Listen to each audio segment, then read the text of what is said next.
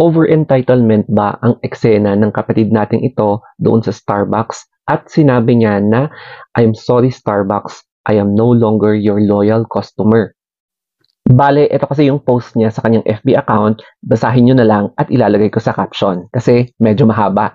Ito ang short summary according sa pagkakaintindi ko. So, merong isang loyal customer sa Starbucks na nag-order ng kanyang coffee, so American Macchiato if I'm not mistaken. Tapos, sinabi niya na JP yung pangalan niya. Tapos, after a while, nung tinatawag na yung JC, akala niya hindi siya. Yun pala, sa kanya pala yung order na yon. So, nag-wait siya ng 30 minutes, tapos JC pa rin, and nag-walk out bigla ang customer. At sinabi niya na, at dahil dyan, I am no longer your loyal customer. At dahil dyan, maloloka ka sa reactions. Kasi sa reaction pa lang, umabot ng 221K, tapos comments, 161 lang, pero yung shares, 76.1K.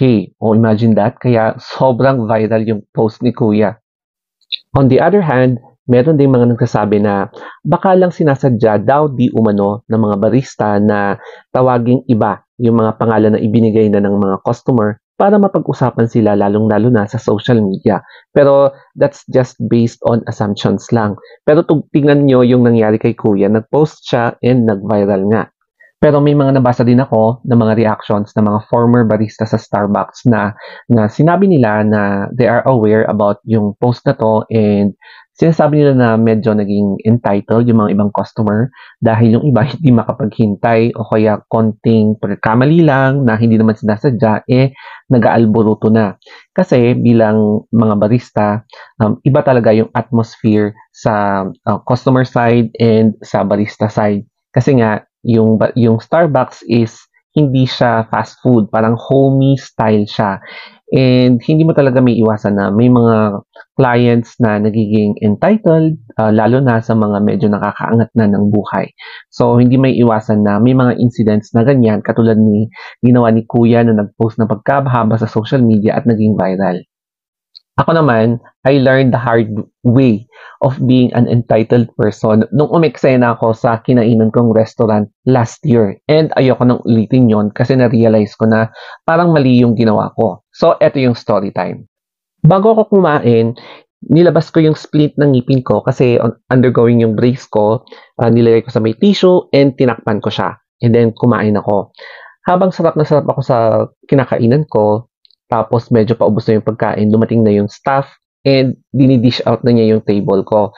So, nagpaalam naman siya, sabi ko, okay lang, sige, go lang. And then, kinuha niya lahat ng tissue. Not knowing na isa doon is yung may splint. So, hindi ko talaga namalayan kasi sarap na sarap ako sa food. So, nung pagkatapos na, umalis na ako, na-realize ko na parang may nakalimutan ako at parang hindi ko nagagamit yung splint. Doon ko na na-realize na naipasura na pala ng staff yung splint ko. So, binalikan ko yung restaurant and then kinausap ko yung staff ata at saka yung manager nila.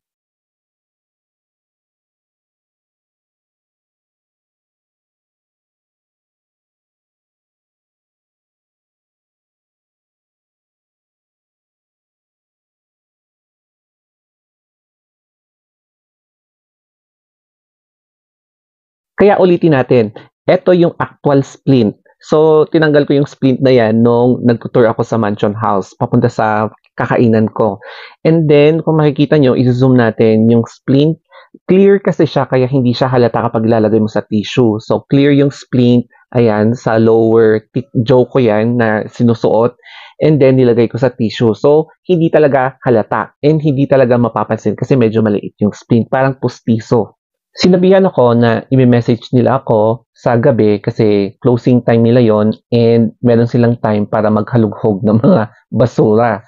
So naghintay ako and na-receive ko nga yung message nila at around 11 p.m. ng gabi and sinabi sa akin na hindi talaga nila mahanap kasi nasa basurahan na. Tsaka maliit yung splint, hindi talaga makahalata na splint or baka na-displace na yung splint sa tissue kasi hindi ko masyadong sinecure kaya talagang nagkalat na yung splint sa basurahan at hindi na talaga mahanap. Naman si Gaga, naisip ko, baka pwede pang isalba. Malay natin, miracle can still happen. So, in-escalate ko yung eksena sa upper ups nila, sa supervisor or area manager nila, and ito yung response nila. Naiintindihan ko naman na ang reply nila is mukhang health hazard na kapag ipapabungkal pa sa basurahan. Kasi baka malay natin na dislodge na yung splint doon sa tissue at nagkalat na doon sa, or na siksik na talaga sa basurahan. Tapos hindi pa na-declare yung price kung magkano yung splint na yon. So sabi ko, ay, grabe, nasasayangan talaga.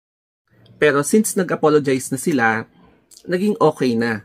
And na-realize ko, hala, mukhang naging entitled na yata ako sa aking pagiging negligent, no, sa aking splint. So napagastos tuloy ako. Kaya ang ending, nagpagawa ulit ako ng splint na yan sa dentist ko and ginawan ako ng bagong splint. Basta dito rin ulit. Pero after how many months, tinanggal din yung splint. Kaya at the end of the day, na-realize ko na ngayong medyo tumatanda na ako, mas maganda talaga na more on positive side na lang. And as much as possible din na umiwas sa mga negativity, wag nang mag-eksena kasi gagawa ka lang ng sarili mong bangungot. Okay, so that's my realization, and yung incident na yon, in my own experience, pinagsisihan ko na gumawa pa ako ng eksena at parang gumawa pa ako ng sakit ng ulo.